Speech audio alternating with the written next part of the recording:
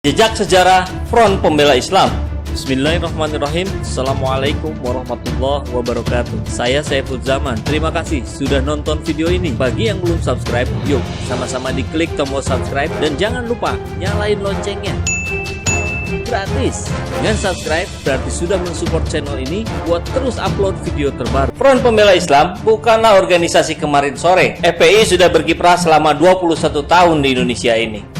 FPI dideklarasikan secara terbuka di Pondok Pesantren Al-Tangerang pada tanggal 17 Agustus 1998. FPI didirikan oleh sejumlah ulama, habaib, serta aktivis muslim dan dipelopori oleh seorang tokoh keturunan Hadrami bernama Rizik Syihab. Kaum Hadrami sebutan untuk orang Hadramaut, Yaman Selatan, yang datang ke Indonesia dan sebelumnya bermigrasi di Gujarat. Sebagian besar dari kelompok Sayyid, mereka datang ke Indonesia untuk berdagang dan menyebarkan agama Islam. Hadramaut mengenal 4 golongan masyarakat, yakni golongan Sayyid, suku-suku, menengah, dan budak.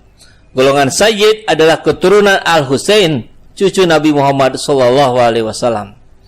Mereka bergelar habaib dan membentuk kebangsawanan beragama dimanapun berada. Sebagian di antara mereka dikenal sebagai ulama besar yang memiliki jaringan internasional. Kalangan elit muslim di India, terutama di Gujarat, sangat menghormati mereka. Para Sayyid datang ke Nusantara pada akhir abad ke-18. Awalnya mereka tinggal di Aceh, lalu ke Palembang dan Pontianak. Setelah tahun 1820, kebanyakan mereka mulai menetap di Jawa. Sama seperti saat mereka tinggal di Gujarat. Di Nusantara, mereka juga sangat dihormati karena posisinya sebagai keturunan dan pewaris Nabi. Kembali ke soal FPI. Meskipun secara formal baru terbentuk pada 17 Agustus 98, tapi FPI sebetulnya telah merintis kemunculannya di publik lewat pengajian, tabligh akbar, audiensi dengan unsur-unsur pemerintah, serta silaturahmi dengan tokoh-tokoh agama terkemuka. Peran Sang Habib dalam pembentukan FPI sangatlah sentral. Ia adalah tokoh yang berhasil mengumpulkan 20 sesepuh pendiri FPI. Di antaranya Kiai Haji Fatoni, Kiai Haji Misbahul Anam, Kiai Haji Cecep Bustami, dan Habib Idrus Jamalulail. Tokoh-tokoh ini dikenal sebagai mubalik yang keras sejak zaman Orde Baru. Habib Idrus Jamalulail dan Kiai Haji Cecep Bustami pernah meringkuk di penjara Orde Baru pada dekade 1980-an. Karena dianggap mengkritik kemaksiatan pemerintah Soeharto, seperti dikutip riset Setara Institut, Wajah Para Pembela Islam. Rizik Syihab adalah tokoh yang sangat berpengaruh di kalangan keturunan Hadrami di Indonesia. Ayahnya, Sayyid Hussein, adalah pendiri gerakan Pandu Arab Indonesia sekaligus seorang agigator perlawanan terhadap Belanda yang terkemuka.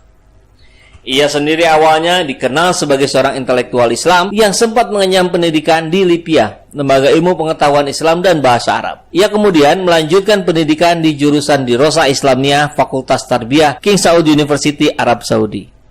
Rizik sempat pulang dan menjadi mubalik di Jakarta pada 1992. Kemudian ia mencoba melanjutkan studi di Universitas Antarbangsa Malaysia. Namun tidak selesai karena permasalahan biaya. Akhirnya Rizik pulang ke Indonesia dan diangkat menjadi kepala Madrasah Aliyah Jamiat Khair pada tahun 1994. Posisinya di Jamiat Khair itu mulai menandai kiprahnya sebagai mubalik yang keras mengkritik segala perilaku maksiat dan kemungkaran rezim Orde Baru. Reputasi ini dipertahankan Rizik Syihab sekaligus membantunya mendirikan FPI. Saat ini, Habib Rizik menyandang gelar sebagai Imam Besar FPI. Posisi tersebut disandangnya sejak Musyawarah Nasional FPI ketiga tahun 2013.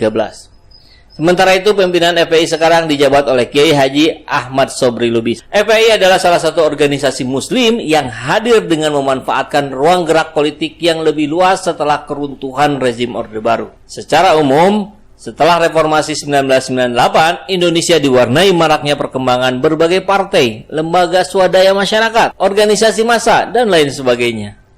FPI adalah salah satu kelompok yang berhasil memanfaatkan gelombang demokrasi ini.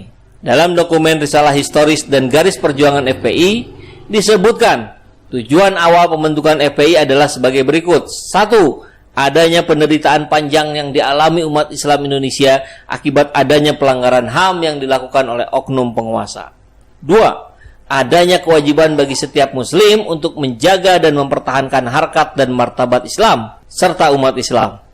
3. adanya kewajiban bagi setiap muslim untuk dapat menegakkan amar ma'ruf nahi mungkar. ISAI mencatat FPI turut serta aktif terlibat dalam penggalangan PAM Swakarsa menjelang sidang istimewa 10-13 November 1998 yang melantik B.J. Habibie sebagai presiden dan mengamankan sidang umum MPR pada Oktober 1999. Saat itu FPI masih bernaung dalam PAM Swakarsa. Momentum yang menjadi ajang unjuk kekuatan pertama FPI terjadi pada pertengahan Desember 1999. Saat itu, ribuan anggota FPI datang menggeruduk Balai Kota DKI Jakarta untuk menemui Gubernur Sutioso.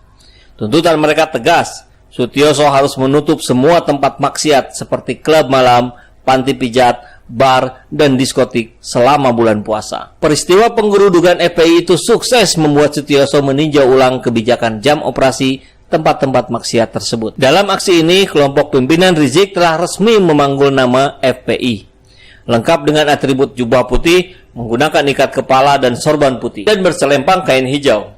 Sebuah citra yang hingga saat ini melekat dalam benak masyarakat. Kiprah FPI selama ini banyak menuai apresiasi dari masyarakat, terutama karena selalu berada terdepan saat proses penanggulangan bencana terjadi. Dimanapun, di seluruh kawasan Indonesia, bahkan sampai ke Palestina. Pujian pun datang dari Ketua DPP PKS Mardani Alisera yang menyebut bahwa FPI ini adalah ormas Islam yang gencar menegakkan amar ma'ruf nahi mungkar dan selama ini telah turut membantu masyarakat.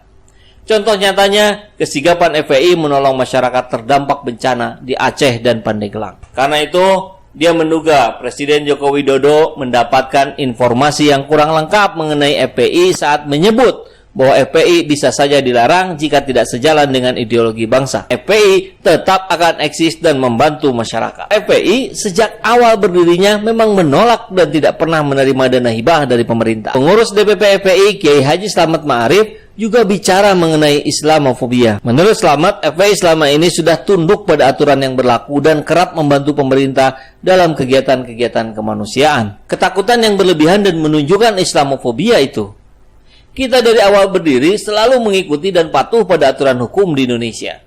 Bahkan SKT pun kita dapatkan. Artinya, pemerintah di sebelumnya gak ada masalah, bahkan bergandeng tangan dalam bencana kemanusiaan. Rejim sekarang sedang menunjukkan siapa dirinya dan siapa kelompoknya. Biarkan rakyat dan umat yang menilai. Begitu ujar Kiai Slamet. Dengan cuplikan sejarah yang terurai ini, bagaimana menurut teman-teman? FPI ini patut dibenci? Atau justru sangat diharapkan oleh bangsa yang berharap negerinya toto tentram kerto raharjo, keadaan yang tentram, gak ada lagi kriminalisasi ulama, gak ada lagi penistaan agama, gak ada lagi cerita mayoritas yang disingkirkan oleh minoritas.